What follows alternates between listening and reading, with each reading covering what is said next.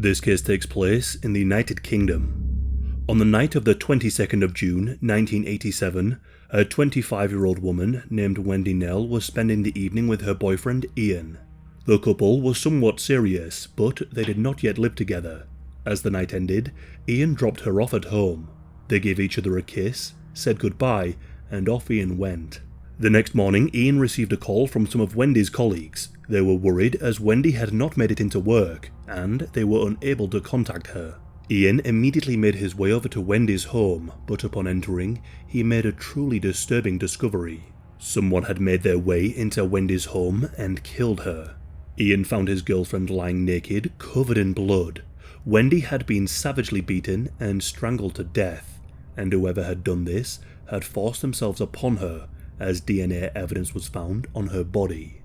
It seemed like someone had been watching Wendy, and when she went out with Ian, they took the opportunity to creep inside her home through a faulty window and wait for her to come back. On the blouse that Wendy was wearing, the police found a shoe print. The shoe print likely matched a Clark's Sports Trek trainer. The person who killed her had also taken her diary, purse and keyring, most likely taken as a keepsake to remind them of this sickening crime. 5 months later in Tunbridge Wells, another horrifying crime occurred. At around midnight on the 24th of November 1987, a 20-year-old woman named Caroline Pierce had just taken a taxi back to her home. She had been on a night out with her friends and was making her way inside as the taxi pulled away. Neighbours heard screams around the time she got home. They looked outside, but they couldn't see anything. The next day, Caroline never arrived at work. When her family and friends were unable to contact and locate her, panic ensued. Memories of the grim case of Wendy entered the public consciousness, with fears that a serial killer was now at large. The taxi driver was questioned, but it was clear that he played no part. He also said that he didn't see anybody suspiciously lurking around the area when he dropped her off. He claimed that he didn't even see anyone at all. 3 weeks after Caroline had gone missing on the 15th of December, a farmer found her body decomposed in a drainage ditch, and it seemed like she had been there for some time. These murders would become known as the Bedsit murders, and they were unsolved for decades. But in 1999, advances in forensic science allowed the investigators to get a full DNA profile of Wendy's killer. DNA that for the first time linked both murders forensically. The police found 1,000 names on a national DNA database, which could have belonged to relatives of the samples taken from the crime scene, and whittled this list down to 90 priority names. After voluntary samples had been taken from the list of 90, a relative of one of those people was found to have a near-identical match. Having evaded justice for 33 years, the man responsible for these crimes was arrested on the 3rd of December 2020.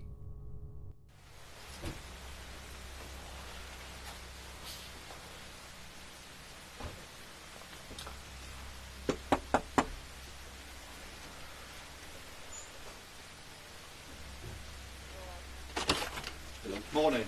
David's place. Hello. David needs to come and speak to you. Oh, yes. Are you here alone?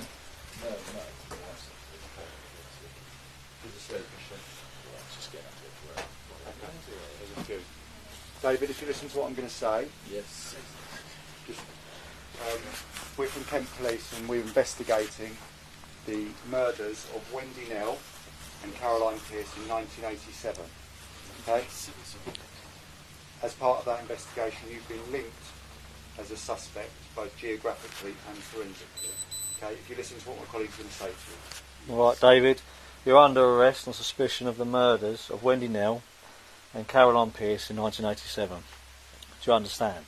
Yes. You do not have to say anything, but it may harm your defence if you do not mention, when questioned, something which you later lie in court. Anything you do say may be given in evidence. You are being arrested to secure and preserve evidence by means of questioning, so we can conduct searches, so forensic samples can be obtained, and to prevent your disappearance. Do you understand? David Fuller. David was a 66-year-old father of two who worked as an electrician at a hospital. Photographs that were taken in the 1980s were found in David's house. They showed him wearing the exact style of trainers that would have left behind the shoe print on Wendy's blouse. However, the full extent of the horrors of what this man did would soon come to light. Officers had no idea how depraved this individual actually was. David was questioned and his house was searched. There's some stuff stuck on the back of that one as well. I've got the body worn on it, literally as it's happened. Well, on the back of his chest of drawers, it looks like he's got some hard drives in there, I would say. But they're stuck to the back of the chest of drawers.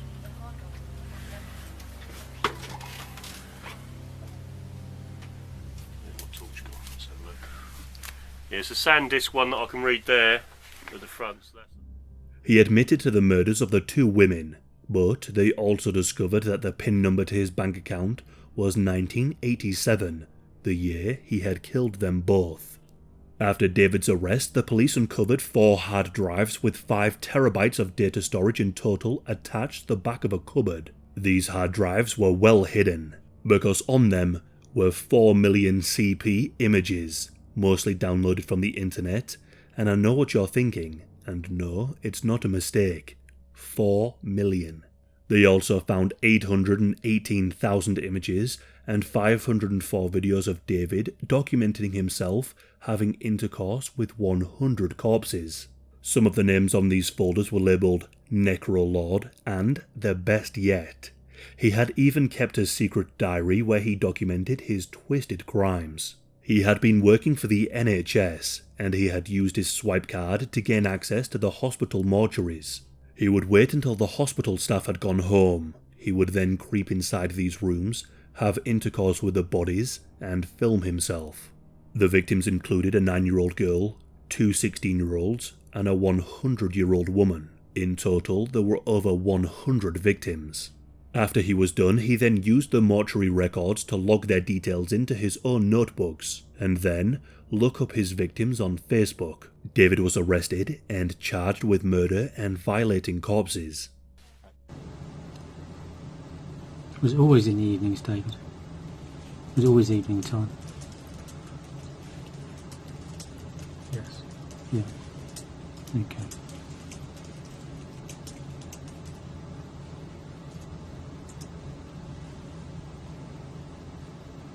Can you tell me what you've been doing?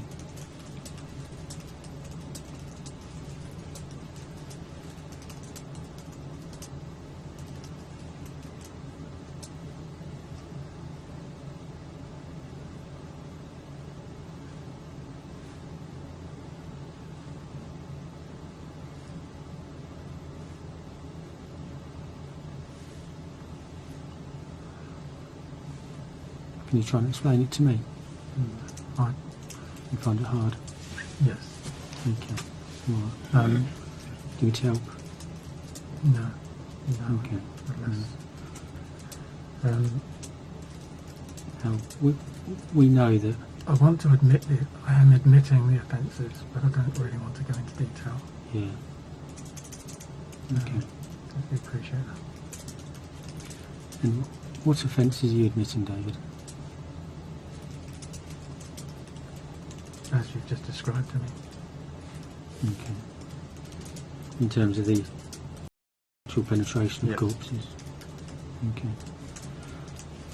And do you know how many occasions, David? No. No. No, David, I was asking where you put the hard drives, where you would have kept them. Can you help me with where you kept them?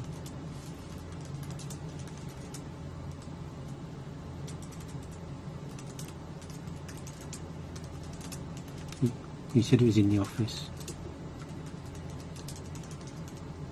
Now you've got a desk, haven't you, in the office? Yeah? And you've got a wardrobe. You keep quite a lot of your clothes in the office, don't you? Yeah? Quite a small room. Yes.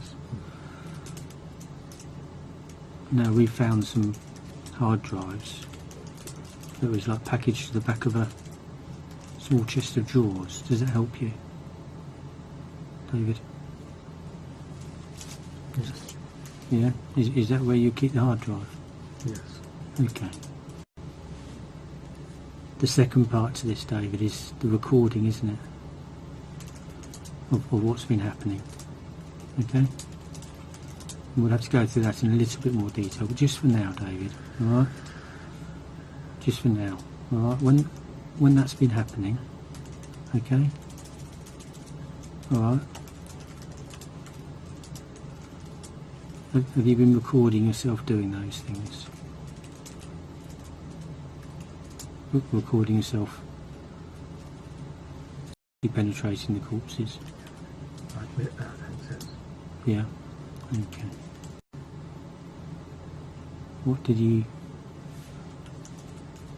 retain the recordings for?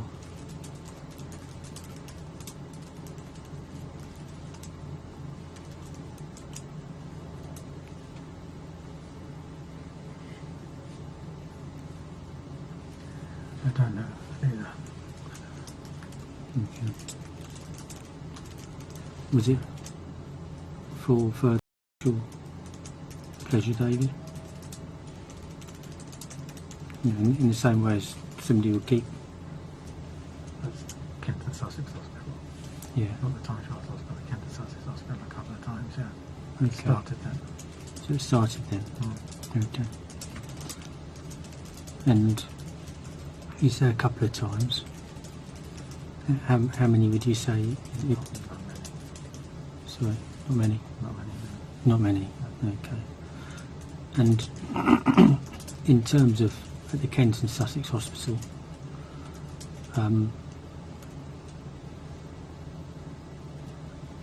were there any occasions other than at those hospitals? No. Okay, so it's always just been hospital setting. Yeah. It's not been at any funeral parlours or No. anybody that you knew that had died or anything like that. Okay. Do you know why you started? No. Do you remember the first time? Remember the first time?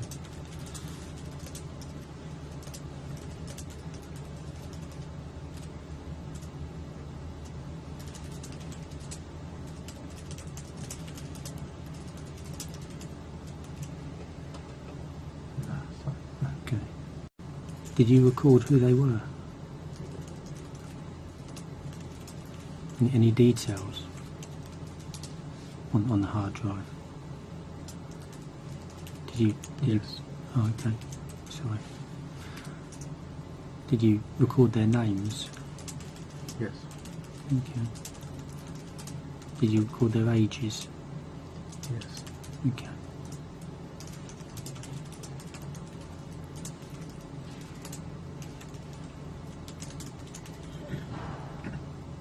David, this is probably the hardest question, alright?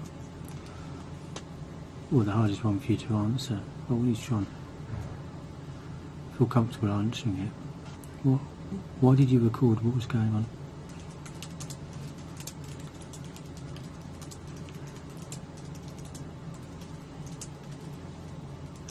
I don't know why. And I can help you because you know we've searched your office, haven't we? And we've seized your office. And we've downloaded computers. I don't know, David, whether certain things in your life have given you the opportunity to do it. Can you see where I'm coming from? That could be a particular shift, or it could be a particular day when the mortuary closes early. It could be something else in your personal life that allows you to do that, or there may not be a sequence. It might just be when one of the females enters the mortuary. What was your thought process about your offending, David? How would you decide that a particular offence would occur?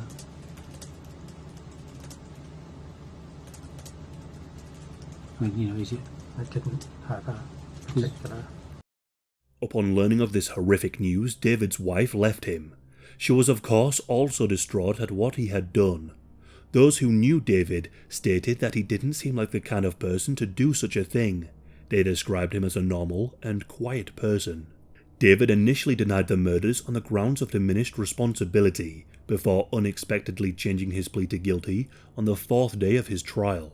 He pleaded guilty to murdering Caroline and Wendy, as well as 51 other offences, including 44 charges relating to 78 victims in the mortuaries between 2008 and November of 2020.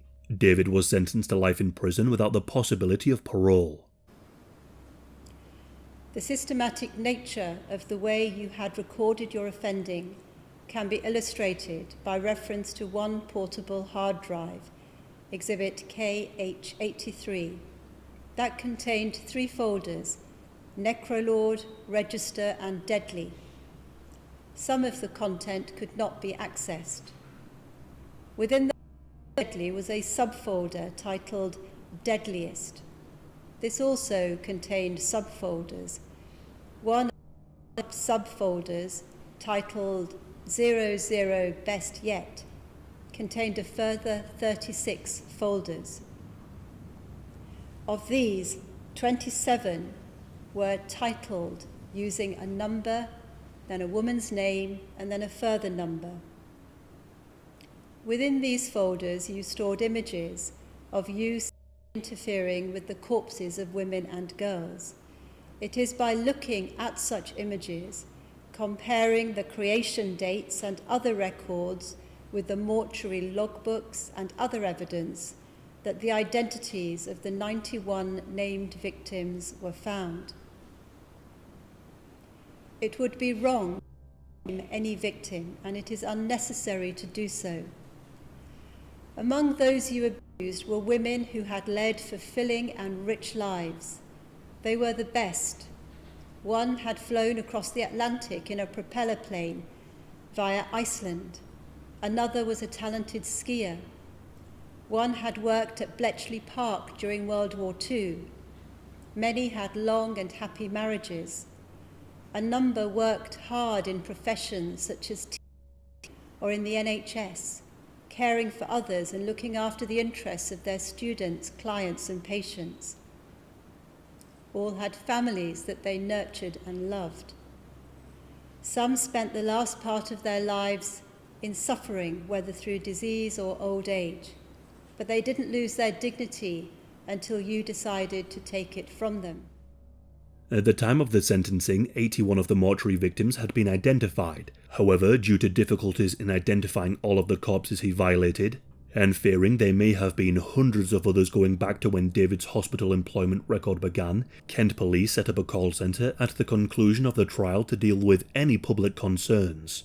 The government also announced a public inquiry, while the NHS England ordered all hospital staff to review their security. In December of 2022, he pleaded guilty to essaying the bodies of 23 more women, bringing the total of mortuary victims to 101. For this, 4 further years were added on to his sentence. As of right now, no evidence has been found of any further victims.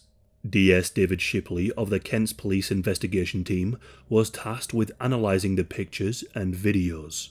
He said, "David Fuller committed every intimate act that is possible to do with a human body. There was a complete lack of emotion being shown by him. It seems to me that there was no thought whatsoever for the fact that it is someone's loved one. It's still a person. They may be dead, but they are still a person. There wasn't an ounce of humanity demonstrated by him at any point." It took David Shipley over 1 year to watch all of the videos that David had recorded, and I can't even imagine how disturbing this job must have been. He also said that whilst reviewing these videos, he saw that David was almost caught naked and in the act. Someone had walked in, but they didn't see him. After this person left, David didn't stop. He continued to violate the victim's body. He was even violating the bodies of these women and girls up to 2 to 3 days before he was arrested. It's likely that he only stopped murdering because he had access to the mortuaries in the hospitals.